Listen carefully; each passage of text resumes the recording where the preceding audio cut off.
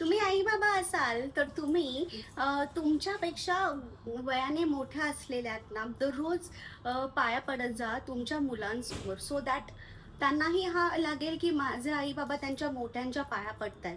जर तुमचे मोठे घरात नसेल तर निदान दररोज एक फोन कॉल करून त्यांना नमस्कार करत जा. आणि हा हा कॉल तुम्ही तुमच्या मुलांसमोर करत जा. त्यामुळे त्यांना कळेल की आई-बाबा नेहमी मोठ्यांचे आशीर्वाद घेत आहेत.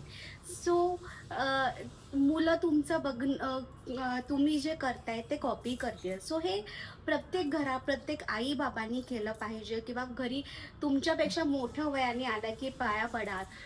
सो हे तुम्ही तुमच्या मुलांसमोर दररोज करत जा, मुद्दामून करत जा. सो त्यामुळे तुम्हाला देखील तुमच्या मोठ्यांचे आशीर्वाद कायम मिळतील आणि तुमचे मुलं देखील तुमचं जे करणं आहे ते कॉपी करतील आणि तुमच्या मुलांनाही छान आशीर्वाद लाभतील आणि तुम्हालाही लाभतील. सो हे नक्की करून बघा. Thank you.